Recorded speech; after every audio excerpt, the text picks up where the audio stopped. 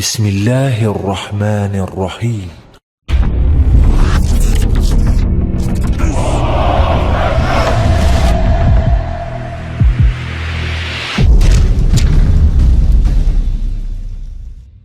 Amma ba'd.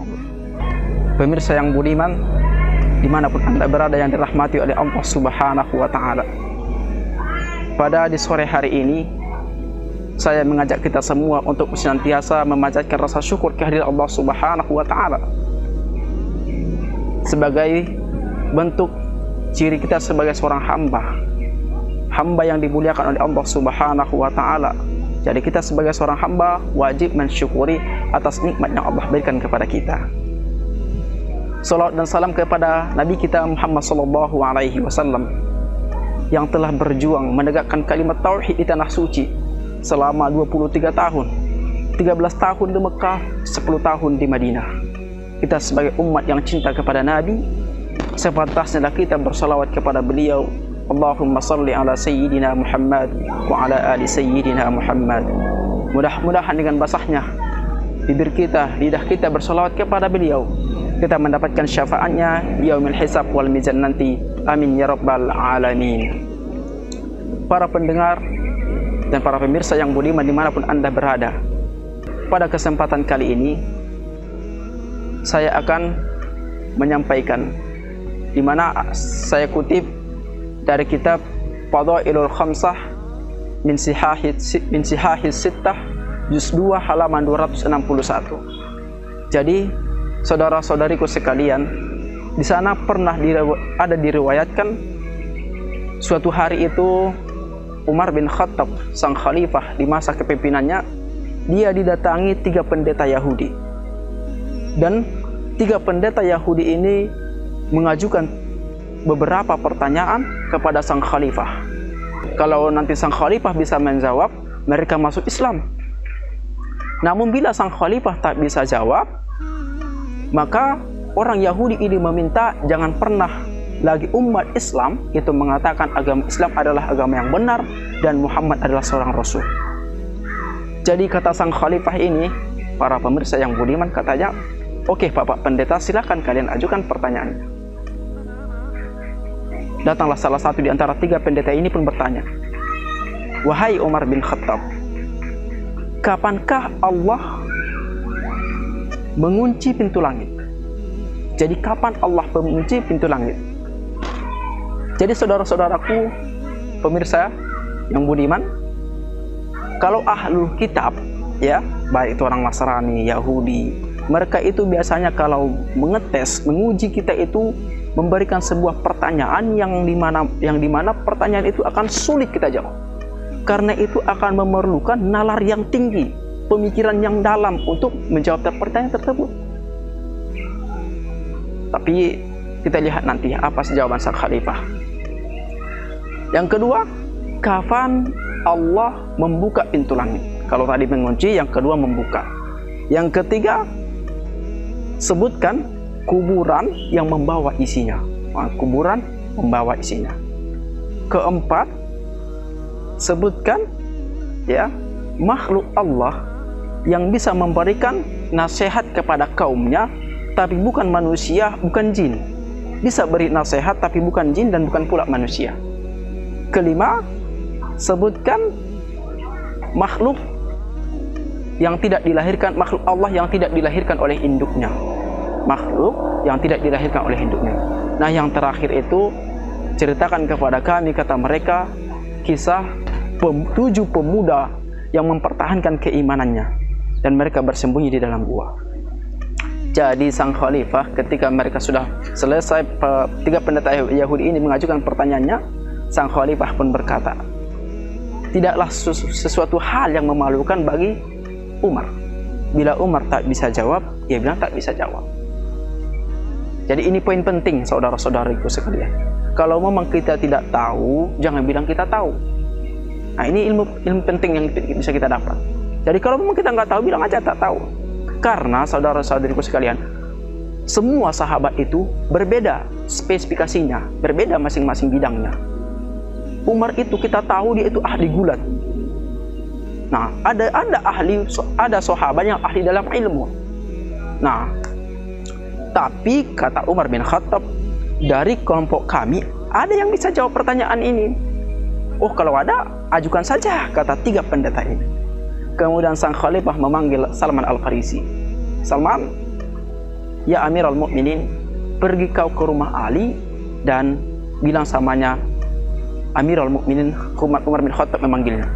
Baik, pergilah Salman ke rumah Ali, diketuk pintu, bersalamlah dia. Kemudian ketika Ali membuka pintu, ada apa wahai Salman? Engkau dipanggil khalifah. Jadi di dalam riwayat itu Ali pun bergegas mengambil burdahnya, dia sandang kemudian menuju ke rumah khalifah. Sampai di rumah khalifah tadi pula lah 3 pendeta Yahudi ini. Jadi ada apa ya Amirul Mukminin? Ya diceritakan Umar bin Khattab lah. Ya gini Ali, 3 pendeta ini Yahudi ini mereka mengajukan pertanyaan, jika bisa kita jawab mereka masuk Islam, dan bila tak bisa jawab jangan pernah lagi bilang Islam adalah agama yang benar dan Muhammad seorang Rasul. Baik Bapak pendeta, kata Ali bin Abi Thalib kepada 3 pendeta tadi, silakan ajukan pertanyaannya kembali. Kemudian 3 pendeta ini pun mengulang pertanyaannya. Pertama tadi, kapan Allah kunci langit? Kapan Allah buka langit? Kemudian sebutkan kuburan yang membawa isinya. Kemudian sebutkan makhluk Allah yang beri nasihat tapi bukan jin dan bukan pula manusia. Baru yang kelima, sebutkan makhluk Allah yang tidak dilahirkan oleh induknya. Baru yang keenam, ceritakan kepada kami kisah 7 pemuda beriman. Baik, jawaban yang pertama kata Ali adalah asyirku billah, syirik kepada Allah. Ini poin penting, syirik kepada Allah. Di saat kita menduakan Allah, tidak mentauhidkan Allah, pada saat itulah seluruh amal ibadah kita tak diangkat oleh Allah ke langit, tak diperhitungkan, tak dicatat. Itulah maksudnya Allah mengunci pintu langit, amal ibadah kita tidak dihitung. Sedangkan jawaban yang kedua adalah ketika kita mengucapkan dua kalimat syahadat, yaitu asyhadu an la ilaha illallah wa asyhadu anna Muhammadar Rasulullah. Artinya di saat kita mentauhidkan Allah, di saat kita mengesahkan Allah Subhanahu wa taala dan kita mengakui Allah sebagai Tuhan dan Muhammad seorang nabi dan rasul Allah, di saat itulah seluruh amal ibadah kita diangkat oleh Allah, dicatat oleh Allah. Itulah maksud pintu langit dibuka. Yang ketiga, kuburan yang membawa isinya. Jadi Ali bin Abi Thalib pun menjawabnya, yang kalian maksud adalah Bapak Pendeta Yunus bin Matta, Nabi Yunus alaihi salam. Karena kita ketahui Nabi Yunus alaihi salam Allah utus ke kampung Ninive. Jadi di kampung itu dia, pemirsa yang budiman, dia berdakwah. Namun berdakwah itu dia mendapatkan cemoohan dari kaumnya, bahkan rajanya mengejek Nabi Yunus. Jadi Nabi Yunus pun minta doa sama Allah supaya diturunkan azab. Jadi Allah mengabulkan permintaan Nabi Yunus. Allah akan menurunkan azab selama 40 hari 40 malam.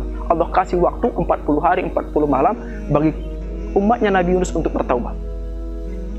Jadi sampai hari ke-39 azab belum turun. Nabi Yunus sudah mulai kecewa. Akhirnya Nabi Yunus pun pergi meninggalkan kampung halaman, meninggalkan umat. Nah, ketika Nabi Yunus sudah keluar dari kampungnya, tiba-tiba awan mulai menghitam, petir menggelegar di mana-mana. Ya, tentu kaum Nabi Yunus pun merasa takut dan mereka pun bertaubat kepada Allah Subhanahu wa taala dan beriman kepada Allah dan beriman kepada Nabi Yunus alaihi salam. Dan akhirnya azab tadi dicabut oleh Allah, tidak jadi diturunkan. Tapi nabinya sudah pergi duluan. Jadi sampai di pelabuhan Nabi Yunus naik kapal. Kapal pun berlabuh di tengah lautan, datang badai. Sehingga nakhoda kapal membuat undian. Nama Nabi Yunus keluar berkali-kali. Akhirnya Nabi Yunus pun dilempar ke lautan dan dia dimakan ikan. Dibawa 40 hari 40 malam oleh ikan itu tersebut. Itulah maksudnya, maksud daripada kuburan membawa isinya. Keempat apa? Sebutkan makhluk Allah yang memberikan makhluk Allah yang bisa memberikan nasihat tapi bukan jin dan bukan manusia. Kata Ali bin Abi Thalib, yang kalian maksud adalah semut di zaman Nabi Sulaiman alaihissalam. Jadi saudara-saudariku pemirsa yang budiman, jadi ketika Nabi Sulaiman alaihissalam melaksanakan sebuah perjalanan sampai di lembah semut, Kemudian semut ini memberikan nasihat kepada anggota-anggotanya, kepada warga semut. Wahai para semut, masuklah kalian ke dalam lubang-lubang kalian, supaya kalian tidak terinjak oleh Nabi Sulaiman dan bala tentaranya. Jadi bermasukkanlah para pasukan semut ini ke dalam lubang-lubangnya. Nah, itulah maksud daripada ya makhluk Allah yang bisa memberikan nasihat, tapi bukan jin dan bukan pula manusia, yaitu semut di zaman Nabi Sulaiman alaihissalam. Yang kelima, sebutkan makhluk Allah, kata mereka tadi kan, yang tidak dilahirkan oleh induknya. Kata Ali bin Abi Thalib, Adam alaihissalam yang pertama, kedua Hawa, yang ketiga onta Nabi Saleh alaihissalam. Jadi onta Nabi Saleh alaihissalam itu bukan dilahirkan induknya, itu keluar dari batu. Baru yang keempat, kambing pengganti leher Nabi Ismail alaihissalam. Kambing pengganti leher Nabi Ismail alaihissalam. Jadi itu pun tidak dilahirkan induknya, itu dibawa dari surga. 5, ular tongkat Nabi Musa alaihissalam yang berubah menjadi ular. Jadi ular itu pun tidak dilahirkan oleh induknya. Itu hanyalah mukjizat Nabi Musa alaihissalam ketika menghadapi tukang-tukang sihirnya Fir'aun.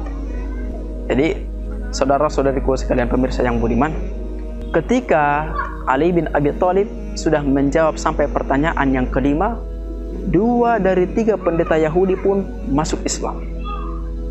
2 dari 3 pendeta Yahudi masuk Islam ketika Ali bin Abi Thalib menjawab dari pertanyaan pertama sampai pertanyaan yang kelima. Nah, datang satu pendeta lagi. Oh, belum selesai Ali. Mungkin saudara-saudaraku ini, kawan-kawanku ini, mereka beriman, mereka sudah bersyahadat karena sudah terpengaruh oleh doktrinmu. Tapi ada satu pertanyaan lagi yang belum kau jawab. Yang keenam, mereka meminta tadi Ali bin Abi Thalib menceritakan kisah Ashabul Kahfi. Ceritakan kepada kami kisah Ashabul Kahfi dengan benar, secara detail. Oh, oke Bapak Pendeta, kata Ali. Dari mana Bapak ingin memulai cerita tersebut? Di mana peristiwa itu terjadi, Ali?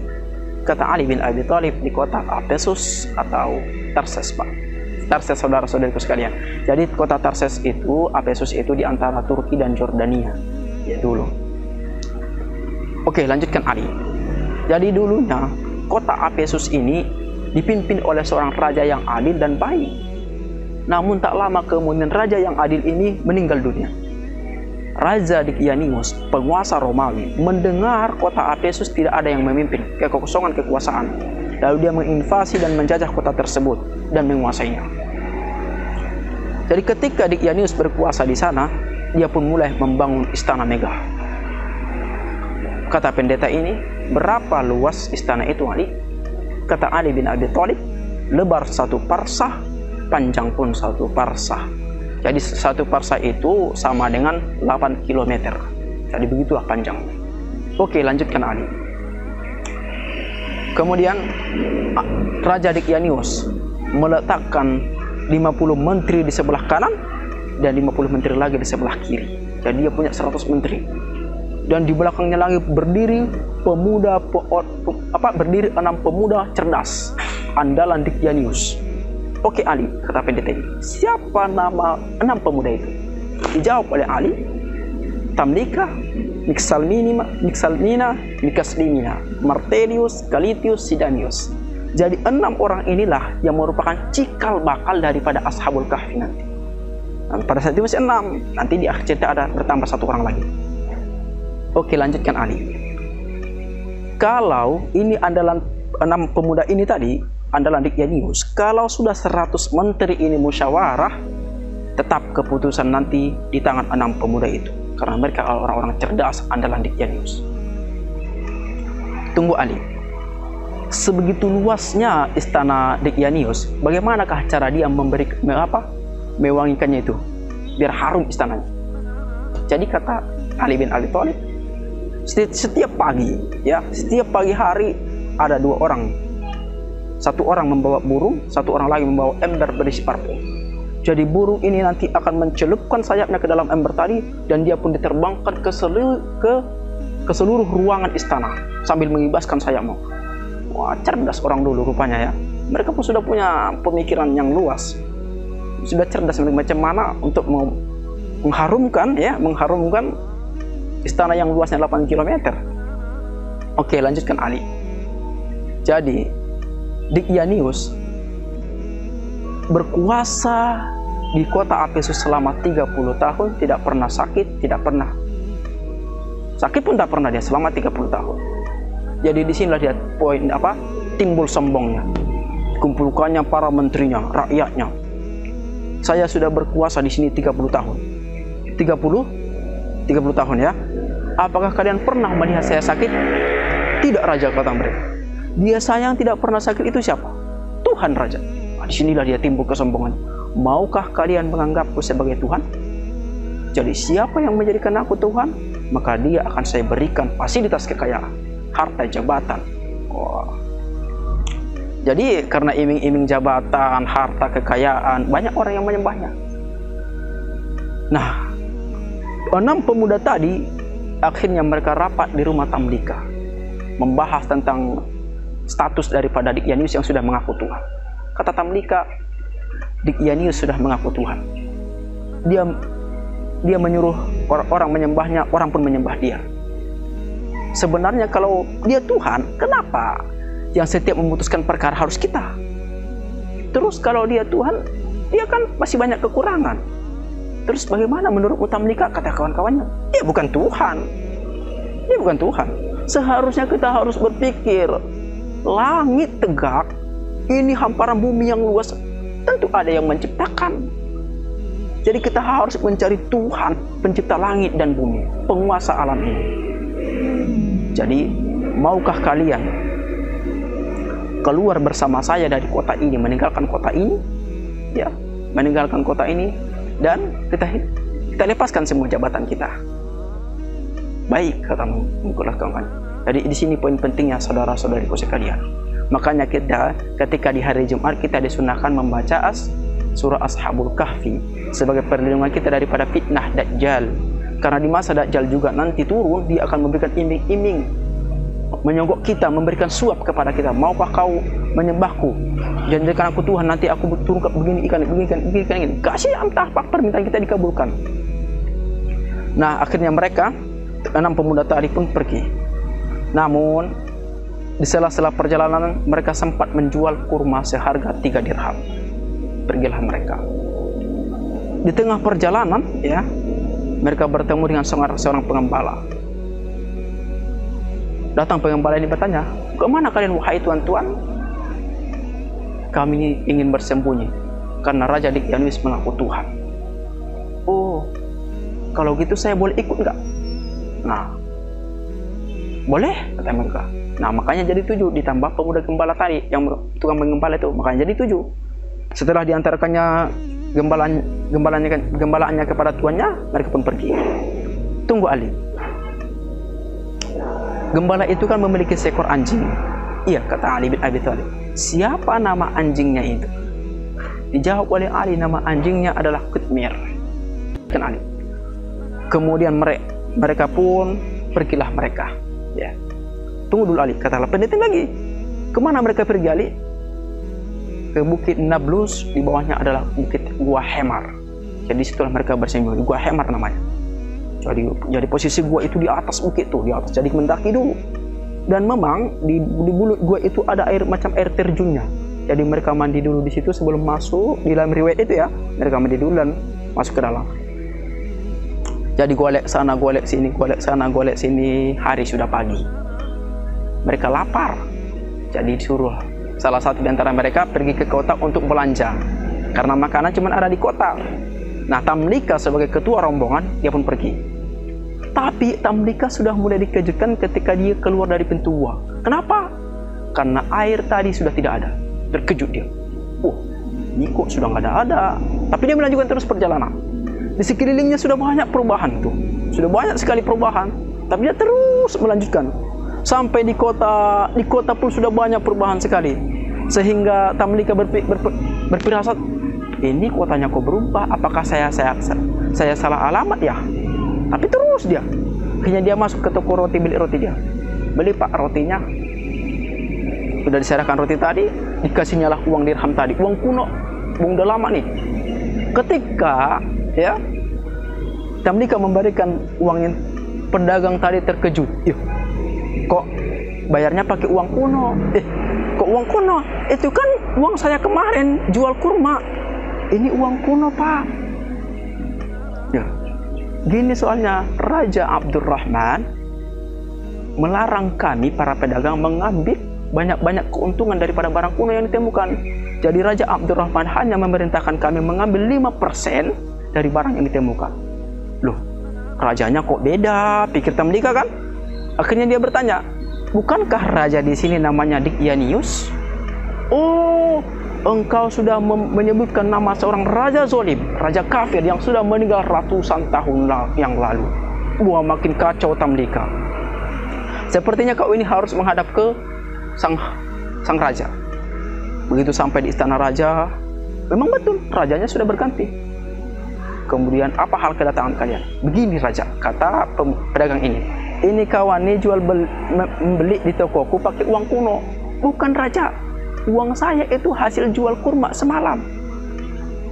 Udahlah, kalau memang itu uang kuno, kami hanya mengambil 5% saja. Tidak raja, ngotot juga nih Tamlika. Saya orang sini loh raja, orang sini. Nah, Tamlika disebutkannya sama orang-orangnya. Si ini saya kenal, ini saya kenal, ini saya kenal, ini saya kenal ya. Sepertinya pikiranmu mulai rancu, kata raja ini. Orang-orang yang kau sebutkan itu sudah lama meninggalnya. Loh, tapi betul raja, saya orang sini. Saya masih ingat di mana rumah saya. Dipanggillah bala tentara, bawa dia pemuda ini, nanti di mana dia tunjuk rumahnya, berhenti kalian di situ. Oke, pergilah mereka. Sampai di rumah yang ditunjuk oleh Tamlika, ini rumah saya, berhenti mereka. Diketuklah pintu, tok tok tok.